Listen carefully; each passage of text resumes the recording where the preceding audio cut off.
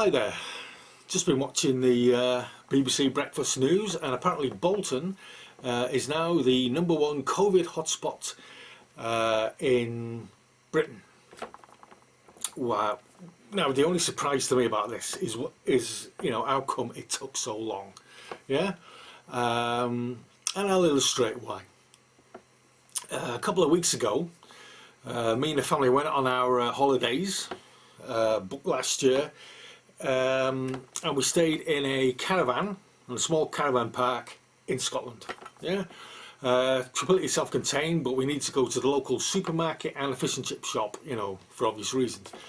Now, this place, everyone was wearing a mask.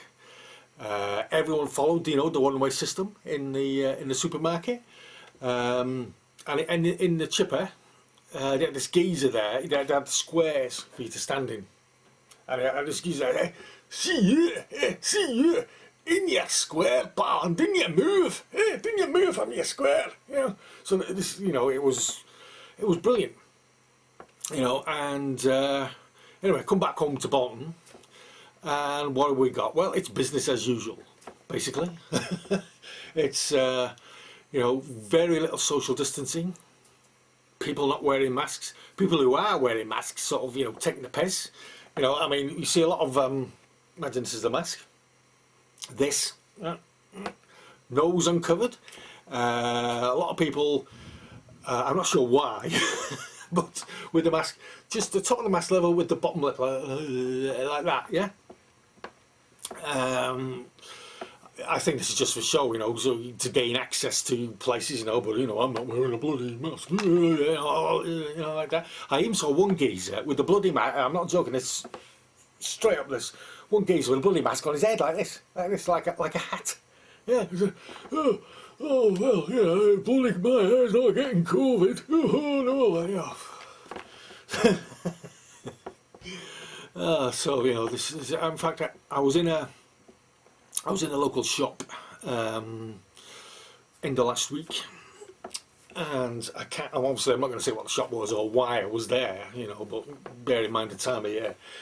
And we had to queue to get in. I thought, right, good, they're taking this seriously. But once we were in, there was this huge long queue at the till. They were all, squashed together, nobody social distancing. And the only way into the shop was along this queue, so they were there. You had to walk like this, and flaming Nora. And I was in another shop yesterday, and there was one geezer. He was one of these, masked there, one of them Johnnies, and he'd actually. The girl serving him had a big perspex screen. He'd actually gone round the back of the screen. He was right next to her ear, breathing all over her. And he gets his wallet out, and he gets some water cash out, shoves it in his collar, and he's looking at some on the screen with her, and eventually pays for whatever he's buying. Takes it out like, hey, I love, swear that's true. So yeah, like I say, why did it take so long? that's the only thing. And of course, our glorious young people. Yes, now the majority, yeah, they're masked up, following the rules, brilliant. But there's an awful lot who ain't. Yeah, a few months back, I was in one of our local supermarkets, one of these small jobs, and there was the one way and the no entry and all this like, and the place was full of these bloody hooray Henry types. You know what I mean? Buying the booze, basically, and they're all sort of, I say, listen, yes, why don't we take Giles and Rupert's, get some council estate liquor and go down the woods, yes. Anyway, so I was walking down the aisle the right way, masked up, and there was this unmasked individual coming the other way, right down the middle of the aisle, don't give a toss. So, and a most unfortunate thing happened. Really unfortunate. I was walking along. I just happened to transfer my basket to my left hand. Swinging along, and as he came across me, whack! Oh, I got him on the knee. Terrible accident. Got him on the knee. So he sort of staggers across the aisle, and it nearly ends up going in the blinking freezer, doodah like this. Well, the best thing was, he actually apologised to me. He said, "Hey, sorry, pal, it's all right. Don't worry about it, pal. Don't worry."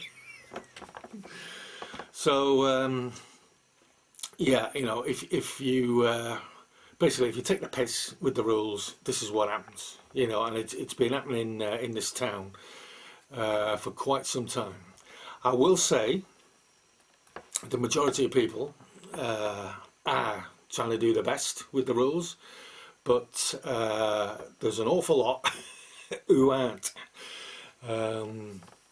So I'm not really going to expand on that, but that's why we are where we are. So I'm doing this very much off the cuff. I've only just seen the item on the till, that's why, you know, I haven't combed my hair, had a shave, all that bollocks. Oh yeah, but I did manage to get my hair cut while I was on holiday, yeah, because you know, I look like Ian Gillan a couple of weeks back. Honest to God, you know, it was like this. I hadn't had my hair cut since last decade, was it 19 whatever 2019? That was it. Yeah. Anyway, I went into the barbers because the Scottish place we went, it was very remote, you know, in the barbers, there was nobody in it. So I thought, oh, no, take the chance. So I went in and the geezer said to me, what would you like, sir? Yeah, you know, trim a little bit off the back. I said, no, I'll have a double hard bastard. Yeah, double hard bastard for me, please. So that's what I had. Only trouble is, you know, a bit of wind or something, I look like fucking Tintin, you know, like, yeah. Anyway, I digress. So, what I would say to the good people of Bolton, well, if you want to keep your shops, if you want to keep the local economy going, if you don't want people dying, stick to the rules. Yeah. Hopefully, we'll have a vaccine some point next year, and then we can all go back to normal. But until then, because you know, a very economic infrastructure has been bulged up here, you know, through all this, you know, pissing about, and it's the young who will get affected the most.